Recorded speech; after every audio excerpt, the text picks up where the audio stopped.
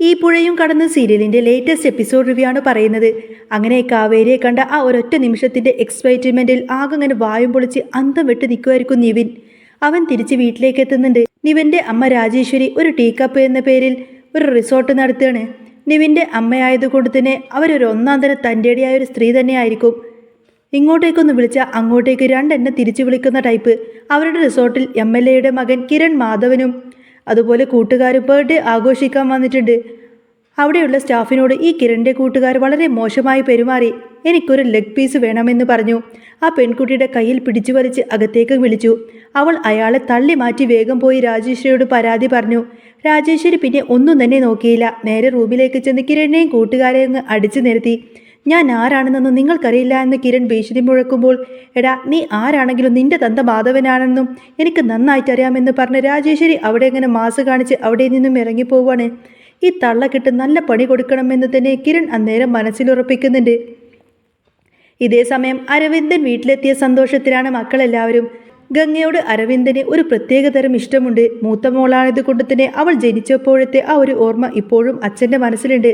ബാക്കി മക്കൾ ഇത് കണ്ട് കളിയാക്കുന്നുണ്ട് എങ്കിലും അച്ഛൻ അതൊന്നും കാര്യമാക്കുന്നില്ല. എല്ലാ മാതാപിതാക്കൾക്കും മൂത്ത കുട്ടിയോട് ഒരു ലേശം സ്നേഹം കൂടുതലുണ്ടാവുമല്ലോ. ഗംഗയ്ക്ക് വേണ്ടി പറഞ്ഞു വെച്ചിരിക്കുന്നത് വിനീതിനെയാണ്. വിനീത് അരവിന്ദൻ്റെ അനിയത്തിയുടെ മകനാണ്.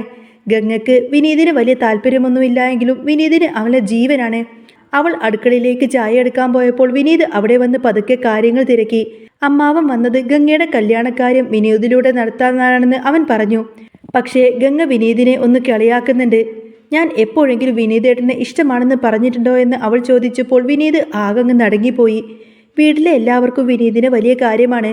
വിനീത് നല്ലൊരു പയ്യനായതുകൊണ്ട് തന്നെ അവർ എപ്പോഴും ഗംഗയെ ആക്കി സംസാരിക്കും. പക്ഷേ ഗംഗയുടെ മനസ്സിൽ വേറെ ആരെങ്കിലും ആയിരിക്കുമോ?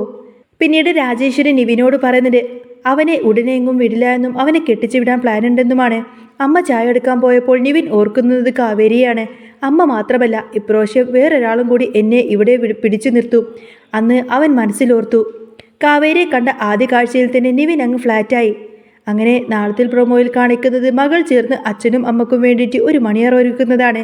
അച്ഛൻ കുറേ കാലത്തിന് ശേഷം വന്നതല്ലേ, അപ്പോൾ അവർക്കും കുറച്ച് പേഴ്സണൽ കാര്യങ്ങളൊക്കെ വേണ്ടേ എന്ന് പറഞ്ഞപ്പോൾ മകൾ അമ്മയെ കേരള സാരിയൊക്കെ ഉടുപ്പിച്ച് മുല്ലപ്പൂക്കെ ചൂടിപ്പിച്ച് സുന്ദരിയാക്കി. അമ്മക്കാകെ നാണക്കേട് തോന്നി. അച്ഛനെയും അമ്മയും റൂമിലേക്കാക്കിയതിനു ശേഷം അബദ്ധത്തിൽ യമുന അങ്ങോട്ടേക്ക് കയറി പോകുന്നുണ്ട്. അച്ഛനും അമ്മയും കെട്ടിപ്പിരിച്ചിരിക്കുന്നത് കണ്ടപ്പോൾ അവർ പെട്ടെന്നങ്ങ് സോറി പറഞ്ഞ് പുറത്തേക്ക് ഇറങ്ങി. കാവേരി അവളെ വഴക്ക് പറഞ്ഞു. നിനക്ക് നാണമില്ലടി മുട്ടാതെ അങ്ങോട്ടേക്ക് കയറി ചെല്ലാൻ എന്ന് ചോദിച്ചപ്പോൾ അമ്മ ഒറ്റയ്ക്കല്ലേന്ന് ഞാൻ മറന്നുപോയി എന്ന് പറയും. യമുന സങ്കടത്തോടെ പറയാണ്. ഇവരുടെ ഈ ഒരു റൊമാൻസും കാര്യങ്ങളൊക്കെ ഒരു വശത്ത് നടക്കുമ്പോൾ നിവിൻ തൻ്റെ സ്വപ്നലോകത്തായിരിക്കും. കാവേരിയെ കല്യാണം കഴിക്കുന്നതിനെ പറ്റിയിട്ടും ഹണിമൂൺ ആഘോഷിക്കുന്നതിനെ പറ്റിയിട്ടായിരിക്കും അവൻ പകൽ സ്വപ്നം കാണുന്നത്. അങ്ങനെ നിവിൻ തൻ്റെ സ്വപ്നലോകത്തിൽ നിന്നും ഉണരുന്നത് അമ്മ രാജേശ്വരിയുടെ വിളി കേട്ടാണ്. കാവേരിയുമായി സ്വിറ്റ്സർലാൻഡിലെ മഞ്ഞിൽ ഡാൻസ് കളിക്കുന്നത് സ്വപ്നം കണ്ടിരുന്ന നിവിൻ കയ്യിലിരുന്ന ചായ ഗ്ലാസ് താഴെ പോകാതെ കഷ്ടിച്ചാണ് അങ്ങ് രക്ഷപ്പെട്ടത്. അതേസമയം അരവിന്ദൻ്റെ വീട്ടിൽ മണിയറ ആഘോഷങ്ങൾ കഴിഞ്ഞു. പിറ്റേന്ന് രാവിലെ എല്ലാവരും ഉമ്മറത്തങ്ങ് ഒത്തുകൂടി. നേരം വെളുത്തപ്പോൾ തന്നെ വിനീത് വീണ്ടും ഗംഗയുടെ പുറകെ കൂടിയിട്ടുണ്ട്. ഗംഗ പറമ്പിൽ തുണി അലക്കാൻ പോയപ്പോൾ വിനീത് അവിടെ ചെന്ന് പതുക്കെ നിന്നു. ഗംഗെ, ഇന്നലെ ഞാൻ ചോദിച്ച കാര്യം കേട്ട് എനിക്ക് ഉറക്കം വന്നിട്ടില്ല. നിനക്ക് എന്നെ ശരിക്കും ഇഷ്ടമല്ലേ? വിനീത് സങ്കടത്തോടെ ചോദിച്ചു. ഗംഗ കയ്യിലിരുന്ന അലക്കുകല്ലിൽ തുണി ആഞ്ഞു തല്ലിക്കൊണ്ട് പറഞ്ഞു. വിനീതേട്ടാ, എനിക്ക് ഏട്ടനോട് ഇഷ്ടമില്ല എന്നല്ല, പക്ഷേ അതൊരു കല്യാണത്തിലേക്കൊക്കെ എത്തണോ എന്ന് എനിക്ക് സംശയമുണ്ട്. എനിക്ക് കുറച്ചും കൂടി വലുതായിട്ട് എന്തെങ്കിലുമൊക്കെ ചെയ്യണം. വിനീത് അന്നേരം ഒന്നും മിണ്ടാതെ തല താഴ്ത്തി അവിടെ നിന്നും നടങ്ങി നീങ്ങി. അരവിന്ദൻ ഇത് ദൂരെ നിന്ന് കാണുന്നുണ്ടായിരുന്നു. തൻ്റെ മകളുടെ മനസ്സിൽ ആരോ ഉണ്ടോ എന്നൊരു സംശയം അദ്ദേഹത്തിൻ്റെ ഉള്ളിൽ മുട്ടിട്ടു. എങ്കിലും രാജേശ്വരിയെയും നിവിനെയും ഇന്ന് വീട്ടിലേക്ക് വിരുന്നിന് വിളിക്കണമെന്ന് ഉറച്ച തീരുമാനത്തിലായിരുന്നു അദ്ദേഹം. റിസോർട്ടിൽ കിരൺ മാധവ് അത്ര പെട്ടെന്ന് അടങ്ങാൻ ഭാവമില്ലായിരുന്നു. തൻ്റെ അച്ഛൻ മാധവനെ കൂട്ടിക്കൊണ്ടതിന് അവൻ നേരെ ടേക്കപ്പ് റിസോർട്ടിലേക്ക് പാഞ്ഞു വന്നു. ആരാടാ എൻ്റെ മോൻ്റെ ദേഹത്ത് കൈവച്ചത് എന്ന് മാധവൻ അലറി. രാജേശ്വരി തൻ്റെ ഓഫീസിൽ നിന്നും സാരിയൊക്കെ ഒതുക്കി ചുറ്റി തലയുയർത്തിക്കൊണ്ട് തന്നെ പുറത്തേക്ക് വന്നു. ഞാനാണ് തൊട്ടത്. നിൻ്റെ മോൻ ഇവിടെ വന്നത് ബർത്ത്ഡേ ആഘോഷിക്കാനാണെങ്കിൽ അത് കഴിഞ്ഞ് മര്യാദക്കങ്ങ് പോകണം. അല്ലാതെ ഇവിടുത്തെ പെൺകുട്ടികളുടെ കയ്യിൽ കയറി പിടിച്ചു വലിക്കാൻ നോക്കിയാൽ അവൻ്റെ കയ്യും കാലും ഞാനങ്ങ് തല്ലിയൊടുക്കുമെന്നൊക്കെ പറഞ്ഞു കൊടുത്തിട്ട് രാജേശ്വരി ദേഷ്യപ്പെടുകയാണ്. ഇത് ഈ രാജേശ്വരിയുടെ താവളമാണ്. നിയമം ഇവിടെ എൻ്റേതാണ്. രാജേശ്വരിയുടെ ഈ ഒരു മറുപടി കേട്ട് MLA ആകെ ചമ്മിപ്പോയി. അവിടെ കൂടി നിന്ന സ്റ്റാഫ് എല്ലാവരും അത് കേട്ട് കൈയടിച്ചു. അന്ന് വൈകുന്നേരം അരവിന്ദിന്റെ നിർബന്ധപ്രകാരം രാജേശ്വരി നിവിനും അവരുടെ വീട്ടിലെത്തി. കാവേരി അടുക്കളയിൽ പലഹാരങ്ങൾ ഉണ്ടാക്കുന്ന തിരക്കിലായിരുന്നു. നിവിൻ വീടിന്റെ ഉമ്മർത്തിരിക്കുമ്പോഴും അവന്റെ കണ്ണുകൾ ആരെയോ തിരയുന്നുണ്ടായിരുന്നു. പെട്ടെന്ന് ചായയുമായി പുറത്തേക്ക് വന്നത് കാവേരിയാണ്. കാവേരിയെ കണ്ടതും നിവിന്റെ ഹൃദയമിടിപ്പ് കൂടി. ചായ ഗ്ലാസ് വാങ്ങുന്നതിനിടയിൽ തന്നെ അവരുടെ കൈകൾ തമ്മിൽ അറിയാതെയൊന്ന് ഉരസി. കാവേരി ഒന്ന് ഞെട്ടി അവനെ നോക്കി. നിവിൻ പതുക്കെ ചിരിച്ചു.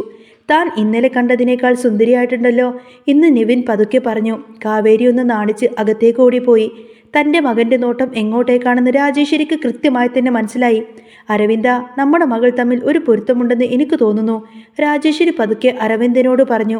അരവിന്ദനും അത് കേട്ട് സന്തോഷമായി. എന്നാൽ ഗംഗയും വിനീതുവിൻ്റെ കാര്യത്തിൽ എന്ത് സംഭവിക്കുമെന്ന് ആർക്കും തന്നെ അറിയില്ലായിരുന്നു.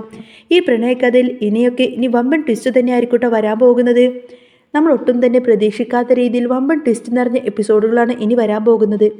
അപ്പോൾ നിങ്ങൾക്ക് ഈ ഒരു ചാനൽ ഇഷ്ടമാണെങ്കിൽ സബ്സ്ക്രൈബ് ചെയ്യാനും സപ്പോർട്ട് ചെയ്യാനും മറക്കല്ലേ. നെക്സ്റ്റ് വീഡിയോ ആയിട്ട് ഉടനെ വരാം. ബൈ.